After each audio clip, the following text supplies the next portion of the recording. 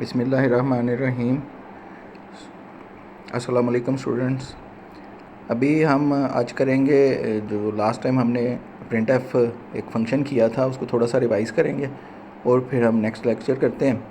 हमने देखा था कि हमारे पास एक प्रिंट एफ आउटपुट फंक्शन है जो कि एक बिल्ट इन फंक्शन है और इसका फंक्शन क्या होता है, to show output on screen.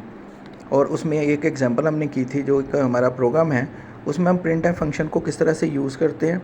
उसमें अगर आप देखें तो हमने अपने प्रोग्राम के अंदर प्रिंट एफ लिखा और उसके बाद हमने जो कुछ भी हम अगर शो करना चाहते हैं स्क्रीन के ऊपर तो उसको हम डबल कोटेशंस के अंदर लिखते हैं। जैसे हमारे इस एग्जांपल में हमने हेलो वर्ल्ड इस डबल कोटेशन मार्क्स के अंदर लिखा, तो इसकी आउटपुट क्या हो जाएगी जब हम इस प्रोग्राम को एग्जीक्यूट करेंगे तो हमारे पास इसकी आउटपुट ये इस तरह से हेलो वर्ल्ड आ जाएगा। जो कुछ भी आप डबल कोटेशंस के अंदर लिखते हैं वो आपकी आउटपुट में आ जाता है।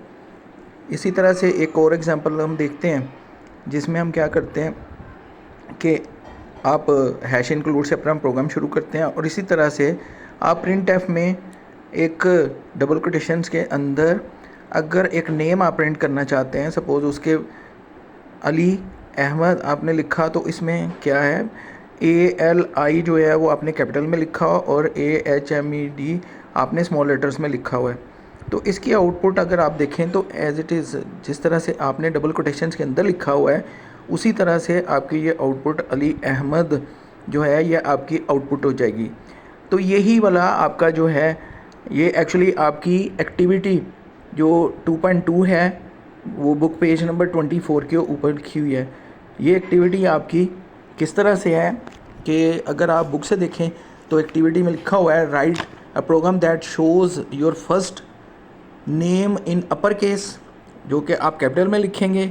जो फर्स्ट नेम है आपके इस अली अहमद का ये फर्स्ट नेम है और ये सेकंड नेम या लास्ट नेम इसको क्या बोलते हैं ये अली आपने कैपिटल में लिखना है और अहमद आपने स्मॉल लेटर्स में लिखा।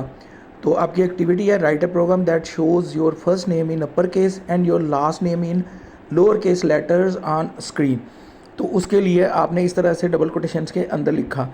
तो आप जस्ट ये याद रखिएगा कि प्रिंट एफ एक हमारा आउटपुट फंक्शन जो कि आप अपने प्रोग्राम में जब आप इसको यूज़ करते हैं तो उसका यूज़ इस तरह से है कि डबल कोटेशन के अंदर जो कुछ भी आप लिखेंगे वो आपकी आउटपुट होगी और वही आपका स्क्रीन के ऊपर शो होगा या डिस्प्ले होगा। अब अगर हम इसी को थोड़ा सा और देखें तो हमने एक चीज़ यहाँ पे और कही थी या हमने एक और चीज़ देखी थी, वो ये थी कि हमारे पास जो फंक्शंस हैं वो एक्चुअली हमारे पास दो तरह के, एक हमारे पास बिल्ट इन फंक्शंस हैं और एक हमारे पास यूज़र डिफाइंड फंक्शंस मैंने आपको बताया था।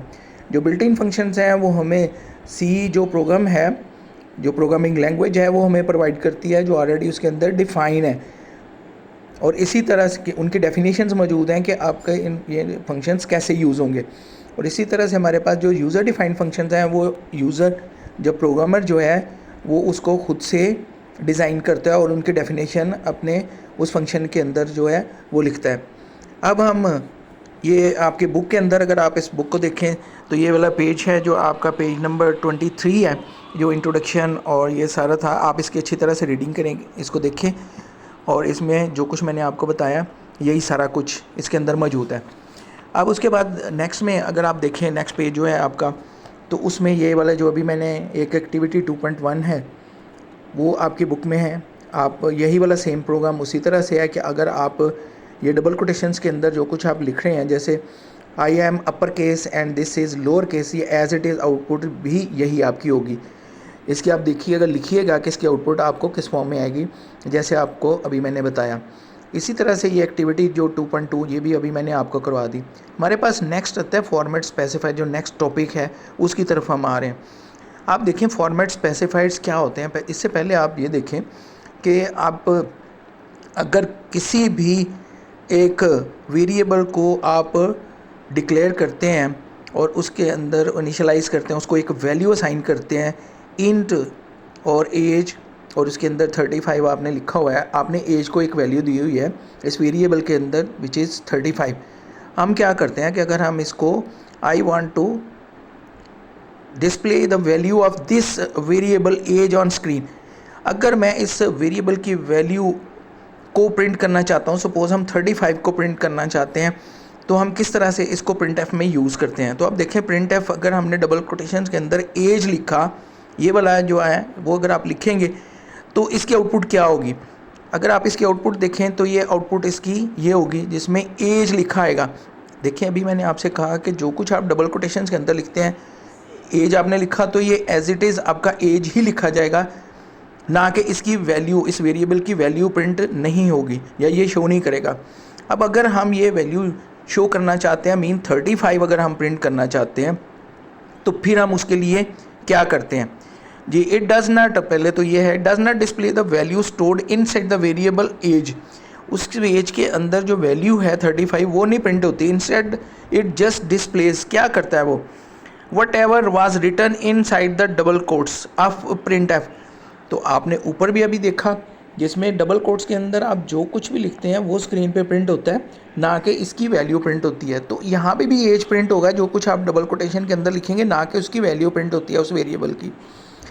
तो नेक्स्ट अभी हम देखते हैं नेक्स्ट वीडियो में कि हम अगर इस वेरिएबल की वैल्यू को प्रिंट करना चाहते हैं तो वो किस तरह से करेंगे।